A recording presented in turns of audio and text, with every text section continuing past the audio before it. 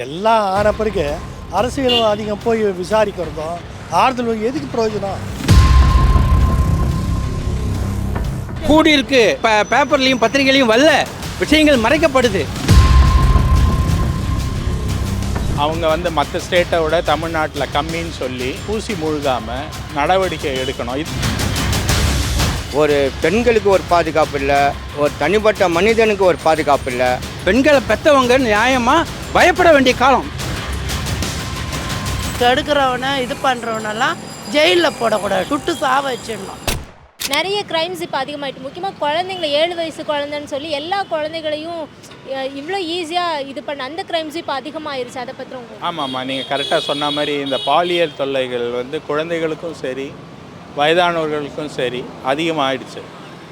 அது அரசாங்கம் இதை தீவிர நடவடிக்கை எடுக்கணும். அவங்க மற்ற ஸ்டேட்டை விட தமிழ்நாட்டில் கம்மின்னு சொல்லி நடவடிக்கை எடுக்காமல் பூசி முழுகாமல் நடவடிக்கை எடுக்கணும். இதுக்கும் தனியாக ஒரு காவல்துறையில் நல்ல கடமைமிக்க அலுவலர்களை போட்டு அதுக்கு சரியான நடவடிக்கை எடுக்கணும்.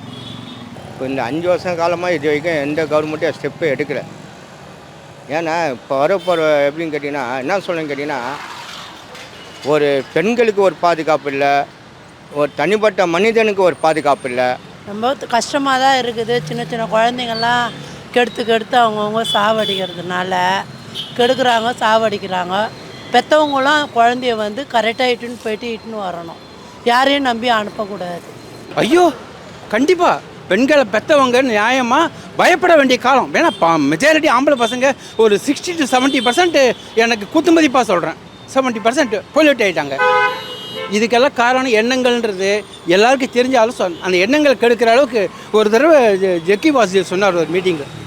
நம்ம எடுத்தோடனே ஒரு மேலே ஒரு ஆண் பிள்ளையை போய் நம்ம சார்ஜ் பண்ணுறோம் எதுக்கோ, ஆனால் அவனை கெடுக்கிறதுக்கு எத்தனை சூழ்நிலை இங்கே தயாராக இருக்குன்றதை யாரும் பார்க்கறது இல்லைன்னாரு. இல்லை எப்படி போதும்? அதுதான் சொல்கிறேன். சினிமா முதற்கொண்டு செல்லில் பார்க்குறது முதற்கொண்டு என்ன வேணால் கிடைக்கிறது. அப்புறம் அவன் இல்லை, குற்றங்களை மறக்கி நீங்கள் பார்க்கக்கூடாது. அந்த குற்றங்களுக்கு பின்னாடி இருக்கிற சங்கிலிகள் எதுன்னு பார்க்கணும்.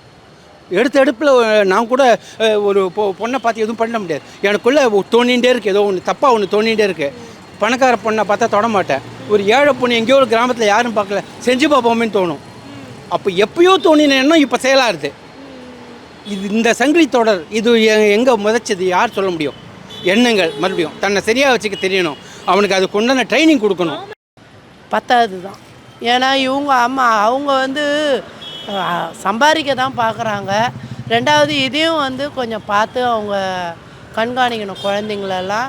இல்லையா கெடுக்கிறவனை இது பண்ணுறவனெல்லாம் ஜெயிலில் போடக்கூடாது, சுட்டு சாவ வச்சிடணும். இல்லை அன்றைக்கே அவனை தூக்கு தண்டனை கொடுத்து சாவ வச்சிடணும். அவங்களுக்கெல்லாம் என்ன ஒரு தைரியம்னா, கேஸ் வரும், அப்புறம் கொஞ்ச நாள் ஒரு 5 நாள் இருக்கலாம் உள்ள, அப்புறமா வெளியில் வந்துடலாம். அந்த மாதிரி தைரியம் அவங்களுக்கு வருது. அதனால் உடனே அவங்களுக்கு அந்த நேரத்தில் சாவ வச்சிடணும்.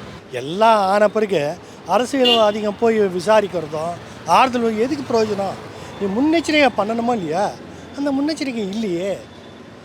So public as a whole பப்ளிக்கு நோ சாட்டிஸ்ஃபேக்ஷன். யாருக்குமே இது இல்லை, அதிகமாக தான் இருக்குது. இது மாற்றம் வந்தால் ஒழிய ஒன்றுமே பண்ண முடியாது. இன்னும் ஒஸ்ட்டாக தான் போயிட்டு இருக்கோம். இல்லை கூடியிருக்கு, இன்னும் ஒழுங்காக பேப்பர்லையும் பத்திரிகையிலையும் வரல, விஷயங்கள் மறைக்கப்படுது. பெண்களுக்கு போதுமான பாதுகாப்பு இல்லை.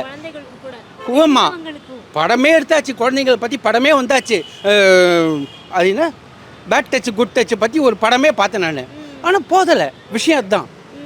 இந்த மாதிரி இன்சிடென்ட் நடந்ததுக்கப்புறம் தான் அங்கே இன்னும் பலப்படுத்துகிறாங்க பாதுகாப்பு. அதை பற்றி அது அதுக்கும் நான் நம்மளுடைய அரசாங்கத்தை அவங்களும் தனி கவனம் செலுத்தி நீங்கள் சொன்ன மாதிரி சிசிடிவி போட்டு அந்த காவல்துறைகளை காவல்துறை சேர்ந்த அதிகாரிகளை அங்கே ரவுண்ட்ஸுக்கு வர வச்சு அவங்க குற்றவாளிக்கு ஒரு பயமுறுத்தணும். இந்த ஒரு குற்ற நடவடிக்கை பண்ணால் காவல்துறை உடனே ஆக்ஷன் எடுப்பாங்க. அந்த குற்றம் நடக்கிறதுக்கு முன்னால் தடுக்கிறதுக்கு என்னென்ன வழிகள் இருக்கோ தண்டனை பலப்படுத்தணும். அந்த தண்டனையை யாருக்கு கொடுத்தாங்கங்கிறத டிவிலையும் இதுலேயும் பண்ணணும். உடனடியாக அதுக்கு தனி கோர்ட் போட்டு உடனடி, ஏன்னா கோர்ட்டில் கேஸ் எல்லாம் ரொம்ப வருஷம் ஆகுது. மிக கடுமையான தண்டனையை கொடுத்து மற்ற குற்றங்கள் செய்வவங்க வந்து தடுக்கணும். அப்போ பாதுகாப்பு வேணும். போலீஸு இவங்கெல்லாம் அங்கங்கே கொஞ்சம் ஸ்கூலு வாசலில் கொஞ்சம் நிற்கணும். ரெண்டாவது வீட்டு வெளியில் வரும்போது ரோட்டில் கொஞ்சம் பார்க்கணும். மெயினாக ஸ்கூல் வாசலில் நிற்கணும்.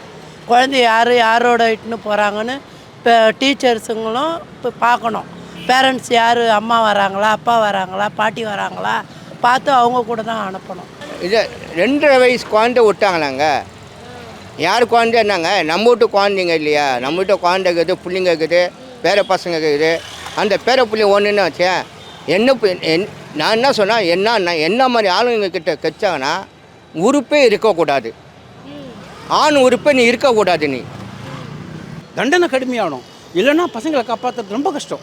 ஏன்னா ரொம்ப ஈஸியாக ஒரு காலேஜில் போய் ஒரு பொண்ணை கெடுத்தான், அந்த விஷயம் இன்ன வரைக்கும் வெளியே வரல. நம்ம எல்லாருக்கும் தெரியும் அதுக்கு பின்னாடி ஒரு மினிஸ்டர்னு வரல, அவ்வளோதான். அதான் நிஜம். அது சொல்ல பயப்படுறோம். உங்களை மாதிரி மீடியாக்கள் தெரிஞ்சால் கூட நீங்கள் கூட சொல்ல பயப்படுவீங்க.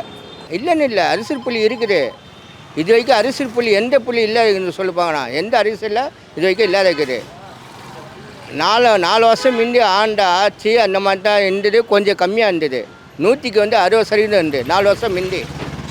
இந்த 5 வருஷம் முந்தி என்னன்னா 100க்கு 89% ஆகிப்போச்சு.